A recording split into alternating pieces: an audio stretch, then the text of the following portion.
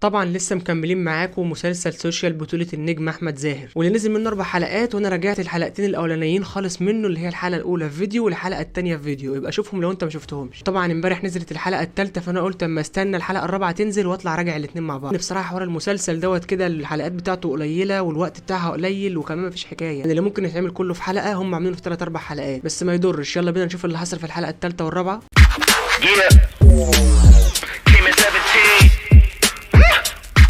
Damn.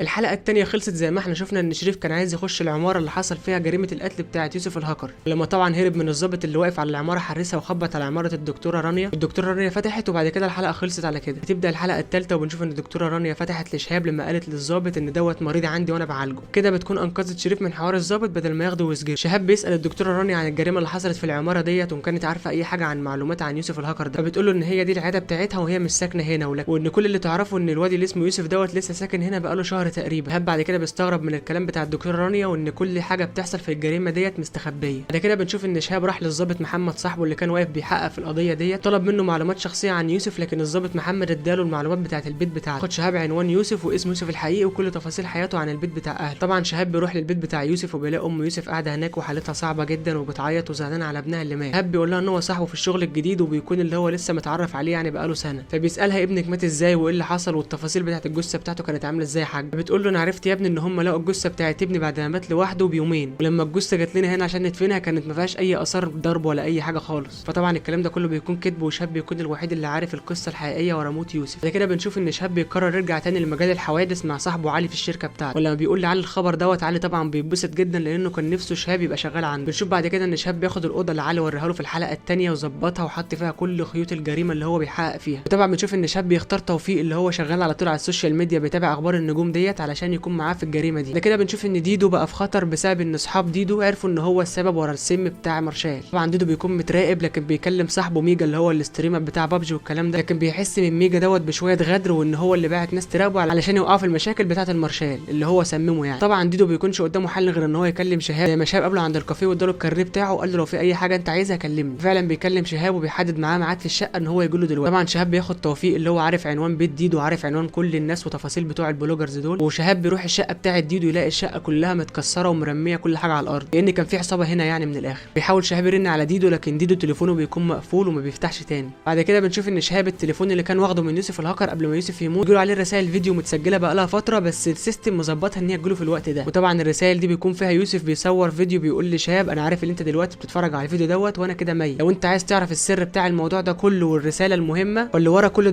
هي تيو مرات المارشال. شهاب بعد كده بيمشي من الشقه بتاعه ديدو، لكن بياخد صوره فيها ديدو واصحاب ديدو. بيرجع شهاب المكتب بتاعه تاني وبيعلق الصوره وبيجمع كل المعلومات اللي هو عايز يعرفها عن القضيه دي، لان هو متاكد 100% ان ورا العيال دي حاجات كتيره جدا وهم السبب في الموضوع اللي شهاب كان واقع فيه. وبتخلص الحلقه الثالثه على كده. بتبدا الحلقه الرابعه من نفس النقطه اللي خلصت عندها الحلقه الثالثه، وهي ان شهاب قاعد في المكتب بتاعه وبيدور على معلومات عن اللي حصل ده كله، وشهاب طبعا بيكون محتار ومش عارف ايه اللي حصل لديدو وازاي ديدو كان مديله ميعاد وبعد كده تليفونه اتقفل والشقه بتاعته متكسره. اكيد في حاجه في الاخر في موضوع ديدو ده. بعد كده بيروح المستشفى للمارشال اللي هو قاعد فيها محجوز بسبب عمليه التسمم اللي حصلت له يوم فرح، ونشوف ان هو بيصور حلقه كانه لسه في المالديف وبيكذب على المتابعين بتوعه برضه. كان المارشال بيبدا يشك من صاحبه ان في حاجه ورا الموضوع بتاعه وهو مخبيها عليه، لكن طبعا صاحبه ما بيرضاش يقول له الموضوع بالظبط، ويقول له خليك انت دلوقتي زي ما انت بتتعالج وبعد ما تخرج احكي لك كل حاجه. بعد كده بنشوف البنت اللي هي في المستشفى بتكلم المارشال، بتبدا بينها وبين المارشال كده شويه كلام وحكايات، والمارشال طبعا بيكون مهتم يسمع حكايتها اكتر من الاول، واكيد هيكون في حاجه بينهم هما الاثنين في الحلقات الجايه. بتفضل تتكلم معاه وبتقول انا حاسه ان انت تعبان وفي حاجه غير الموضوع اللي تعبك هو طبعا بيقول لها ان امي تعبانه وانا ما بزورهاش بسبب ان انا محجوز في المستشفى. فهي بتقول له طب ما احنا ممكن نخرج من المستشفى ونهرب من هنا ونروح نزورها وبعد كده نرجع، وكده بانهم بيعملوا لك مشكله وانت في المستشفى وخارج بره الاوضه، مش هتفرق لما انت تخرج بره المستشفى، هي كده مشكله واحده. بتشوف بعد كده حوار بين شهاب وتوفيق اللي بقوا شغالين مع بعض في نفس القضيه في نفس الحوادث اللي هو ماشي فيها، بيكون بينهم حوار كوميدي كده ان توفيق عامل زي البطريق وان شهاب عمال يتريق عليه، وشهاب بيبدا يعك في الكلام وهو مش عارف اصلا شخصيه توفيق. والله زي ما انا بقول كل حلقه لو كان واخد دور اكبر من دور الكوميديا توفيق بقى حاجه ثانيه في عالم الكوميديا الكوميديا في السينما والله، شخصيه مقبوله كده ولطيفه. وطبعا شهاب بيطلب من توفيق ان هو يجيب له كل التفاصيل وكل المعلومات عن البلوجرز اللي هو متابعهم دول، لان هم اصحاب ديدو اكيد وراهم حاجه في الموضوع اللي شهاب ماشي فيه، لكن توفيق ما بيكونش عارف السر ورا الموضوع ده بالظبط. شوف بعد كده المارشال خرج مع البنت دي اللي في المستشفى عشان يروح يزور امه في المنطقه بتاعته، فعلا بيروح يزور امه، لكن بيحصل مشكله في المنطقه وخناقه وبيتدخل فيها المارشال. في الوقت اللي المارشال بيتدخل فيه دوت بيكون صاحب المارشال اللي بيروح للمستشفى مراقبه علشان يحميه، طبعا بيجي ياخده من وسط الخناقه ديت وبيزعق له ان هو خرج من المستشفى وجي هنا. بعد كده شهاب بيروح عند الفيلا بتاعه المارشال وتيو بيحط فيها جهاز مراقبه اللي هو اشتراه علشان يراقب تحركات تيو في العربيه بتاعتها، لكن شهاب بيتفاجئ ان تيو والمارشال مش في المالديف خالص، ان هم في مصر وكل ده تزوير وكل ده كذب على المتابعين. فطبعا بيروح يكلم توفيق بيقول له الناس دي ما راحتش المالديف زي ما انت كنت بتقول لي وان الاخبار دي كدابه. طبعا توفيق بيحتار وبيقول ايه يا ترى اللي هم عاملينه وايه اللي مخبيينه ورا الموضوع بتاع المالديف دوت وهم ما راحوش اصلا. طبعا بنعرف ان شاب كان مدي لعلي صاحبه رقم تليفون بيرخم عليه كل يوم، وشاب عايز يعرف مين صاحب الرقم ده، لكن علي لما بيبحث عن الرقم دوت بيلاقي ان الرقم ده متسجل بتفاصيله وبعنوانه وبرقم تليفون شهاب. فطبعا بيكلم شهاب ويقول له انت بتضحك عليا والرقم ده بتاعك وانت اشتريته جديد وبتغفلني، لكن طبعا شهاب بيتصدم وما بيكونش عارف مين اللي عمل فيه كده ومين اللي عمل خط باسمه علشان يعمل بيه جرايم وحاجات كتير. شوف بعد كده الدكتوره رانيا اللي هيكون وراها حاجه كبيره جدا في الحلقات الجايه، وبتكون ان هي حكيمه في الكلام بتاعها وفي الحوارات بتاعتها مع الناس اللي بتيجي تتكلم معاها في المكتب والعياده بتاعتها. اكيد يعني دورها مش هيكون مقتصر على ان هي كل شويه نشوفها في العياده بتتكلم مع مريضه. بعد كده بنشوف عربيه ديدو واقفه في الطريق وديدو نازل من بقه حاجات كده زي ما يكون ميت مسموم، وواحد بيجي عنده وبيتكلم في التليفون ما بنعرفش بيكلم مين. بعد كده بنشوف ان شهاب رجع البيت بتاعه وهو تعبان بعد يوم طويل جدا، لكن جرس الباب بتاعه بيرن وبيفتح بيلاقي ان هو الضابط محمد صاحبه اللي كان بيحقق في القضيه بتاعه يوسف الهاكر. طبعا الضابط محمد بيخش ويقول له انت متصور فيديو وانت رايح المشرحه بتشوف الجثه، يا شهاب انت رحت المشرحه ليه؟ طبعا شهاب بيستغرب ويقول له انا كنت في اليوم دوت في السينما، وبيوري له تذكره السينما ويقول له يا باشا انا كنت بتفرج على فيلم في السيما وما رحتش المشرحه، هروح المشرحه اعمل ايه؟ لكن طبعا الضابط محمد بيهدد شهاب ويقول له انا ممكن اودي القضيه ديت للراي العام وافتح فيها التحقيق، وساعتها يا شهاب التذكره دي مش هتنفعك في حاجه وانت هتخش السجن. لكن طبعا شهاب بيكون برضه مصر على كلامه ان الفيديو ده متفبرك وشهاب ما راحش في حته. طبعا الضابط ما بيكونش مصدقه وبيسيبه ويمشي، بيقول له بس انا برضه يا شهاب هفضل وراك لحد ما اعرف انت عايز ايه. بعد كده بنرجع بنلاقي لما على عربيه ديدو واسعاف وعربيه البوليس، وبنشوف ان فعلا ديدو ميت مسموم. وطبعا كل السوشيال ميديا بتتكلم عن الوفاه بتاعه ديدو اللي هو اليوتيوبرز المشهور، وبتقول ان ده مات بسبب جرعه مخدرات زايده جدا. وبتخلص الحلقه الرابعه على كده، وبتكون سايبه لنا سؤال مهم جدا، هو ديدو مات ليه؟ ومين السبب ورا قتل ديدو؟ وهل السبب ورا قتل ديدو هو المارشال ومراته تيو، ولا تيو لوحدها لان ديدو كان راح لها القصر بتاعها؟ اكيد تيو بتكون عارفه ان ديدو هو السبب في التسمم اللي حصل لجوزها، لكن لسه هنعرف ولسه في حاجات كتير هتبان في الحلقات الجايه اكيد، لان كده الحلقات كلها بتزيد غموض عن الحلقه اللي قبلها، وكل حلقه بتسيب سؤال مفتوح ولسه ما فيش حاجه بتتجاوب عليه ولا اي تفاصيل بتبين الاجابه بتاعته. كده كنا لخصت لك الحلقه الثالثه والرابعه من مسلسل سوشيال، الحلقه الخامسه هتنزل النهارده وانا بعد كده هراجعها، وبعد كده ابدا اخد الخمس حلقات كلهم على بعض اللي هينزلوا الاسبوع الجاي اعملهم في فيديو لوحده، طبعا بسبب ان الحلقات صغيره 25 دقيقه والاحداث ما بيكونش فيها كتير ولا التفاصيل. لو عجبتك الحلقه دوس لايك واشترك في القناه لو انت اول مره تشوفنا على اليوتيوب، واكتب لي كومنت علشان لو في اي سؤال انت عايز تعرفه عن المسلسل دوت، او مثلا اي فيديو عايز تعمل عليه مراجعه، وما تنساش بقى تفعل الجرس علشان يوصلك كل جديد. بس كده، واحب اقول لكم ان انتوا توحشوني جدا يا افلامنجيه، واستنوني في الحلقات الجايه.